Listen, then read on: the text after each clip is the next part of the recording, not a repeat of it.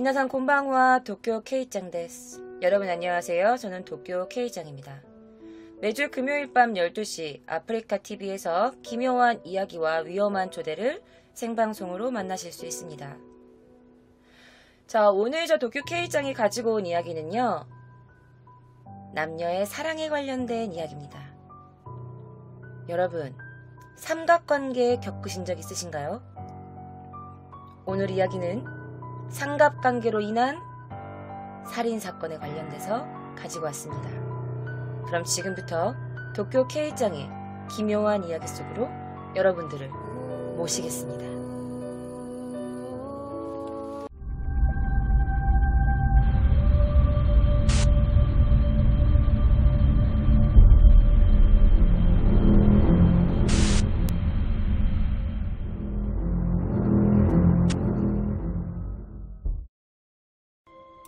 2013년 6월 25일 오전 10시 10분 카나가와현 사가 미하라시 미도리구 묘지에서 어느 한 시체가 발견됩니다. 아, 묘지에서 시체가 발견된 게 뭐가 어때서요? 다 시신 묻어놓는 데가 묘지 아니에요?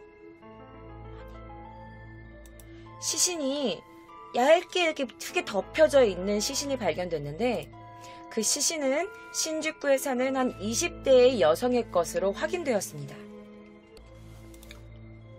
자, 시신이 발견된 것은요, 약 2년 전부터 행방불명돼서 실종 신고가 되어 있었던 도쿄도 신주쿠구 신주쿠 6초매에서 사는 아베 유카리 상이라는 여성이었어요. 당시 나이가 25 정도로 되어 있었대요. 그럼 그녀인 줄 어떻게 발견됐냐? 거기 시체에 남아 있었던 치아의 감정으로 그녀의 신원이 밝혀지게 된 겁니다. 자, 현 시점에서는 아베 유카리라는 이 여성이 어떻게 죽었는지, 왜 이곳에 묻혀 있는지 그 당시에는 알 수 없었으나, 경찰들이 봤을 때 이거는 100% 살인사건이다 라고 생각하고 살인사건으로 취급하여 수사를 시작합니다. 자, 당초 발표에서는요, 시신의 목을 발견했다라고 나와.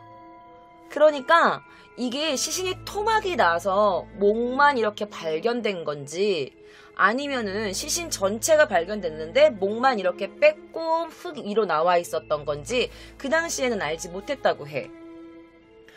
자, 실종 전에 이 아베 이 여성이 도쿄도 오메시에 사는 자신의 친엄마한테 전화를 했어. 뭐라고 했냐? 엄마, 나 돈 좀 빌려줘요.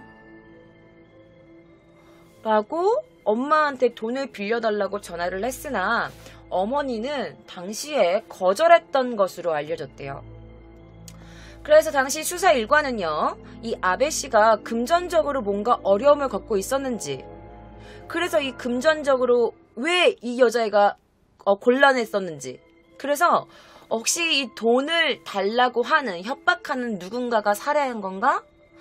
이런 가능성도 보고 그녀 주변의 지인들 관계들을 조사하기 시작합니다. 그런데 그녀의 지인들을 조사한 결과 그녀가 금전적으로는 문제가 없었던 거야. 빚이 있는 것도 아니었고, 그렇다고 누가 돈을 빌린 것도 아니었고, 저 이상하다라면서 조사를 시작하는데, 사실 이 아베 씨는요, 2006년도에 장남을 출산합니다. 아들을 출산하고 남편과는 이혼을 해요. 그러다가 그녀가 당시 코마자와 대학교라는 대학교의 한 학생이었던 어떤 남성을 만나서 교제를 시작합니다. 그 이후로 그녀와, 그리고 그녀의 장남, 첫 아들이었던 아들의 모습도 사라져요. 자, 2007년 9월 아베 씨의 마지막 모습은요, 친정 부모님이 목격한 게 마지막이야. 그리고 아베 씨도 2013년 3월 치과에 왔다 갔다 라는 그 통원 기록이 마지막이고, 그녀의 모습은 그 이후로 그 어디에서도 찾아볼 수가 없는 거지. 그리고 나서 그녀와 연락이 계속 되지 않자 이제 부모님이 얼마나 걱정되시겠어. 그래서 2014년 12월에 우리 딸이랑 우리 손주랑 연락이 안 되는데 이거 어떡해요. 어디 행방불명 된 거 아닌가요? 우리 딸 좀 찾아주세요. 라면서 그녀의 부모님이 경찰서에 신고를 합니다. 자, 그리고 나서 이제 그 경찰들이 수색원을 막 이렇게 내보냈지. 아베 씨의 시신이 유기된 것으로 보이는 2013년 당시, 그러니까 그녀의 장남, 그 아들은요, 당시 나이로 7살이었어. 그러면 7살에 우리 어디 가야 돼? 그러니까 일본이 1살 어리니까. 우리나라는 이제 태어나면 1살이지만 일본은 태어나면 0살이거든요. 그래서 원래 7살에 학교를 들어가는데, 그래서 이 장남이 초등학교에 들어가야 되는데, 조사를 해봤는데, 초등학교에 한 번도 다니지 않는 거야. 그리고 그 장남의 생존도 그 부모님이 봤던 2007년이 마지막이었던 거지. 그래서 경찰들은 이제 이 엄마의 시체를 찾았으니까 이제 그 아들의 시체도 막 수색을 하던 중이었어요. 그러다가 자, 이 아베 씨와의 그 교류 관계를 이렇게 조사하고 있는 가운데 그녀의 교제 상대였던 이 사토라는 남자가 등장합니다. 자, 그리고 이 사토 씨에게는요, 또 다른 여자친구가 있었는데 바로 그 여자친구가 이 아키야마라는 여성이었어. 그러니까 이 사토는 2013년도 그 전후에 그 아베 씨와 이 아키야마라는 여성인과 양다리를 걸치고 있었던 거야. 자, 그리고 나서 2015년 6월 25일 경시청 수사 1과가 도쿄도 시부야구 우에하라에 사는 이 음식점에서 아르바이트를 하고 있던 이 사토 카즈마로 용의자, 당시 나이 29살, 그리고 시즈오카현 후지시 이마미야에 살고 있었던 이 아키야마 치사키 용의자를 체포합니다. 당시 29, 23 어린 나이였어. 왜 체포했어요? 자, 이 사토 카즈마로는요, 살인 혐의로 체포를 했고, 아키야마 치사키라는 여성은 살인 방조 혐의로 체포가 돼요. 자, 이 사건이 되게 특이한 게 뭐였냐면, 사체 유기하고 이 두 용의자가 체포로부터 반년 이상 경과한 뒤에 살인 혐의로 또다시 입건되거든요. 궁금하시죠? 지금부터 설명해 드릴 겁니다.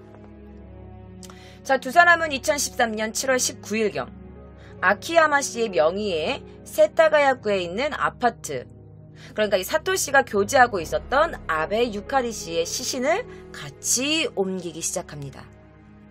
그리고 나서 이 카나가와현 사가 미야라시 미도리구에 있는 이 공동묘지에다가 묻어버린 거야. 자, 체포 전날 땅속에서 그 파란색 시트 있죠, 여러분. 왜 이렇게 시체나 이런 거 할 때 감는 이런 거. 이런 파란색 시트에 감긴 시신의 머리가 발견된 거야. 그리고 부검 결과 아베 씨라고 밝혀지게 된 거고요. 자, 처음에 그녀가 뭐라고 했냐면, 아니에요. 그거 사람 시체 아니었는데?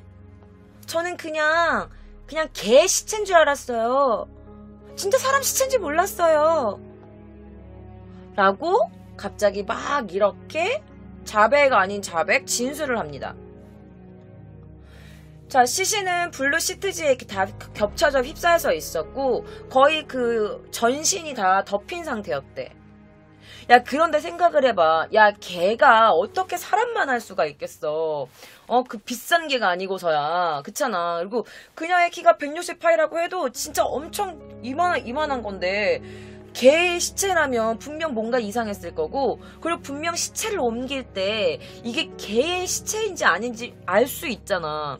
개는 약간 이렇게 몽툭하게 들릴 수 있는데 이상하게 얘랑 같이 갈 때는 뭐 이렇게 굉장히 무거웠을 거란 말이지. 그럼에도 불구하고 그녀가 자기는 사람 시체인지 몰랐다, 나는 개의 시체인 줄 알았다 라고 변명을 하는데, 사실 재판 그 수사 관계자들은 뭐라고 생각했냐면, 그녀가 분명 사람의 시신이라는 거를 인식하고 분명 같이 옮겼을 거다 라고 그렇게 가능성을 두고 조사를 시작했다고 합니다. 자, 사건 당일 사토의 용의자들이 블루시트에 쌓인 것을 트럭으로 실어가지고 그거를 이제 어디론가 이제 끌고 가는 모습이 이 아키야마 씨의 아파트 방범 카메라에 찍힌 거야. 그리고 그 다음날 그 동네 주민이 무슨 냄새야. 분명 악취가 난다라고 주민들이 막 이렇게 해서 통보를 했대. 그래서 경찰들이 왔고 이 사토 용의자들은 경찰들한테 이렇게 말했대. 아니 기르던 개가 2마리 죽었어요. 그래가지고 그 개를 이렇게 묻어주고 왔죠. 그리고 그 도쿄 마치다 거기 있는 산 있잖아요. 거기다 묻어주고 왔어요. 라고 변명을 한 거야. 그래서 그녀와 그는 분명히 이 시체가 사람 시체라는 거를 인식하고 우리가 개를 죽였다고 하자. 라고 둘이 입을 맞춘 게 아닌가. 그렇게밖에 생각할 수 없지, 정황상. 그치? 그래서 그 당시에 정말 어떤 냄새가 났는지 아파트 주민에게 인터뷰를 해봤습니다. 지금부터 이 아파트 주민의 인터뷰를 함께 보실게요.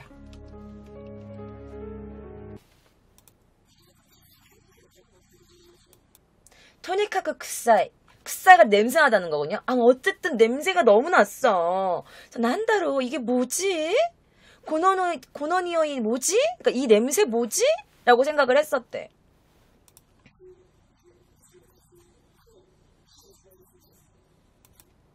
그래서 물어봤더니 이누가 신자때 강아지가 개가 죽어서 악취가 났다.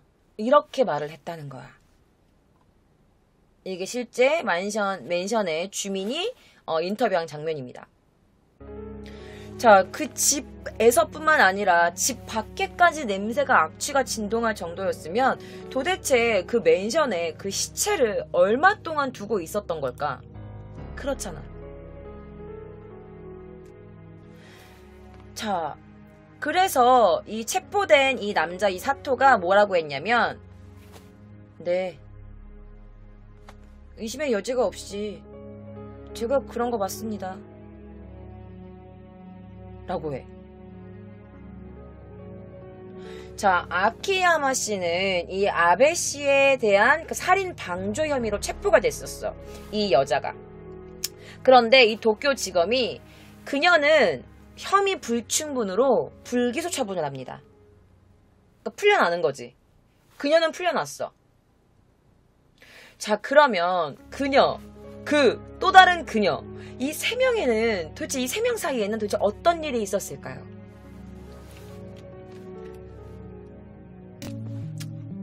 자, 여러분 이 집 보이시나요? 이거는요, 이 남성이 살았던 집, 맨션이고요. 이 집은 그녀의 본가예요. 여러분 집만 보시면 어떤 것 같나요? 돈이 좀 많아 보이죠? 맞습니다. 자, 아키야마 치사토랑 사토 카즈마로는요, 둘 다 부유한 가정에서 자랐어요. 자, 인근 주민이 말하기를 그 남자의 가족 부모님이랑 그리고 사토 군이랑 동생 4명 같이 살고 있는 걸로 알고 있는데, 그리고 집이 3층인데 가족 4명만 살기에는 너무 집이 넓은 거야. 아빠 직업은 잘 모르겠는데 엄마가 아나운서 일을 하고 있는 걸로 알고 있었는데, 그 남자애 내가 아침에 몇 번 직장 가는 거 본 것 같아. 라고 말을 해. 자, 그리고 아키야마 치사토, 그녀의 집도 부자였습니다. 자, 이 삼각관계는 대체 어떻게 시작된 걸까요? 자, 이게 바로 삼각관계입니다. 남조 사토가 여기 하나 있고요. 그 다음에 아베, 그리고 치사토, 이렇게 3명이서 삼각관계가 이루어지고 있었죠. 자, 아키야마 그녀의 이야기에 따르면 이 사토 카즈마로가 아키야마랑 만나게 된 거는 사건 당시 4년 전에 한 동네에 있는 커피숍에서 같이 아르바이트를 하다가 만나게 된 거야. 자, 그 당시에 이 남자애가 그녀를 꼬실 때 뭐라고 말을 했냐면 나 게이오 대학교 법학부 정치학과 대학원에 재학 중이야. 그리고 사실 우리 친척 중에 정치인이 있거든. 그래서 언젠가 그분들을 이어서 정치 세계에서 좀 살아가야 되는 뭐 그런 정해진 재미없는 인생이야. 이렇게 말을 한 거야. 그러면서 당시에 이렇게 남자가 또 뭐라고 뻥을 쳤냐면, 나 지금 방송국에서 아르바이트 하고 있거든. 그러면서 그 방송국의 어떤 프로그램 대본같이 보이는 것과, 그리고 자기가 교제했었다면서 그때 인기 여배우의 사진을 가지고 다녔대. 제가 그거를 지금부터 여러분들께 보여드릴 거예요. 너무너무 얼토당토하는데, 자, 제가 혹시 여러분들이 모르실까봐 이렇게 준비를 좀 해왔습니다. 자, 여기 보이는 여자가 누구냐면요, 여러분. 키타가와 케이코라고 해가지고, 당시에 일본 그 여자가 닮고 싶은 여자 1위로 뽑히는 여성이고, 그리고 이 여자도 그 되게 귀여운 얼굴로 모델로 데뷔해서 배우를 하고 있는 인기가 굉장히 많았던 여성이에요. 그러면서 얘가 이렇게 말한 거야. 나 전에 만났던 여자, 말해도 되나? 키타가와 케이코. 잠깐 만났고, 그 전에는 아이부사키. 잠깐 만났지. 내가 뭐 헤어졌어. 그리고 자기 친척이 누구냐고 말했냐면, 스가 요시히데, 키시다 후미오. 그러니까 이게 스가 요시히데가 누구냐면요, 내각관방 장관. 이었고요. 그리고 키시다 후미오는요, 외부 장관이었어. 근데 이들이 자신의 친척 관계에 있고, 장래에 그들을 집안을 내가 그들을 이어가지고 내가 정치계에 들어가기로 지금 약속이 돼 있다, 이렇게 거짓말을 한 거야. 이 두 분이 바로 그분들이셔. 국회의원 분들이시고, 그리고 뿐만 아니라 이렇게 말하는 거지. 나 기무라 타쿠야 씨도 좀 알고, 이그자일 알지? 이그자일랑도 좀 친해. 기무라 타쿠야는 여러분 아실까봐 사진 안 갖고 왔고요. 이게 이그사이라고 해가지고, 우리나라 예전에 그 2PM 약간 좀 이렇게 마초 이제 그런 남성들로 되어 있는 일본의 되게 유명한 자니즈 그 사무소에 있는 그 이그사이라는 그 남성 그룹이거든요. 그러니까 이렇게 다 뻥을 치고 다닌 거야. 자기 전 여친이 키타가와 케이코, 아이부사키고, 내가 기무라 타쿠야랑 이그사이랑 좀 친하고, 그리고 내 친척이 이렇게 내부 장관이랑 외부 장관이랑 이렇게 있고, 난 정치계에 들어갈 거고, 그리고 나는 지금 후지TV에서 일하고 있다, 이렇게 말을 한 거지. 여러분들이 보시면 완전 말도 안 돼. 이걸 누가 믿어? 이거 왜 믿었어? 바보 아니야? 라고 했는데, 사실은 여러분들, 얘가 그 게이오 법학부 뭐냐면, 여러분, 우리나라의 연세대, 서울대, 막 고려대 이렇게 있잖아요. 그 게이오 대학도 약간 일본의 약간 뭐 고대 정도 되는 그런 되게 유명한 대학이에요. 공부 잘하는 사람만 들어갈 수 있는 대학이야. 또 그 대학에는 그 정치인들의 딸이나 아들, 약간 자녀들이 되게 많이 나오기로 유명한 학교야, 게이오 대학교가. 그러니까 그렇게 법학부라고 그러고, 대학원생이라고 그러고, 정치학과 대학원생이라고 그러고, 이러니까 맞나? 약간 이 여자도 그렇게 된 거야. 자, 거기다가 이 여자가 아나운서 지망생이었던 거야. 그러니까 이 자칭 연애 관계자였던 이 자칭 연애 관계자였던 이 남자애가 막 이런 말을 하니까 반은 진짜까라고 싶지만 또 반은 또 믿고 싶었던 걸 수도 있을 것 같아. 내가 이 남자만 내가 잘 잡으면 내가 방송 데뷔할 수 있는 거 아닌가라는 마음이 있었겠지. 자, 그러면 그는 그냥 비단 그녀에게만 거짓말을 치고 다녔던 걸까? 라고 해서 여러분들이 궁금해하실까봐 제가 이 남자의 주민의 인터뷰를 또 가지고 왔습니다. 자, 이 남자의 주민 인터뷰 지금부터 저와 함께 보실게요.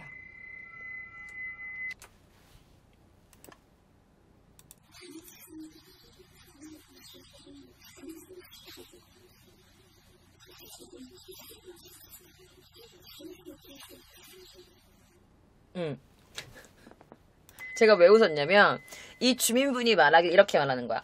외출할 때 카나라즈라는 말을 쓰거든. 카나라즈는 꼭 막 이런 뜻이야. 외출할 때 핸드폰을 그렇게 꼭 갖고 다니더라니까.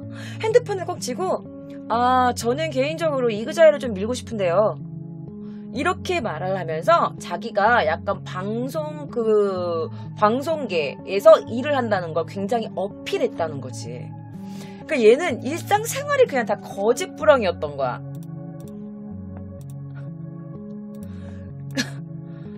자, 자, 그러니까 처음에는 의심했던 이 아키야마도 차츰 그의 말에 이끌리게 되고, 아, 그래 설마 이런 걸 거짓말 하겠어? 라고 생각해서 점점 그에게 빠지게 돼.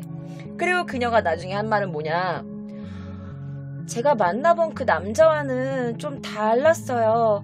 굉장히 신사적인 데다가 언제나 레이디 퍼스트라고 해서 굉장히 상냥하고 친절했거든요.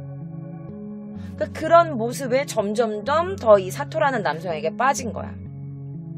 자, 그럼 그녀는 머리가 빈 그냥 부잣집 딸이었냐? 그것도 아니야. 당시 그녀가 다니고 있었던 그 대학교, 여자대학교였는데 굉장히 유명한 대학교였어.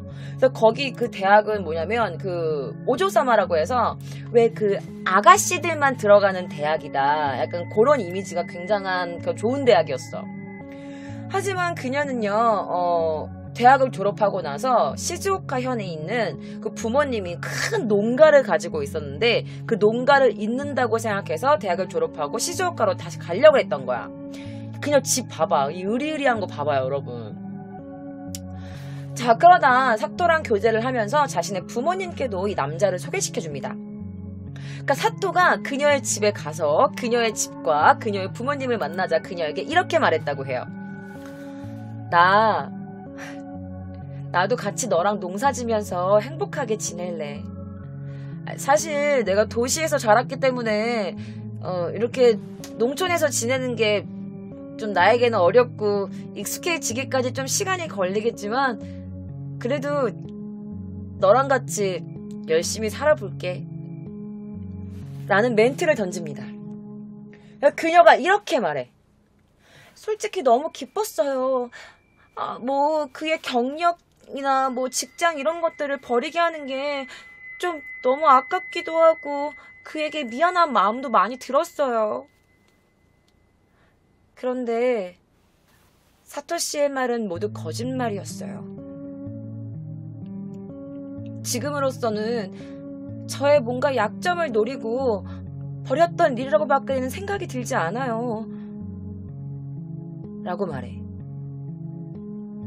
자, 아키야마 씨가 간절히 바라고 있었던 이 사토와의 결혼.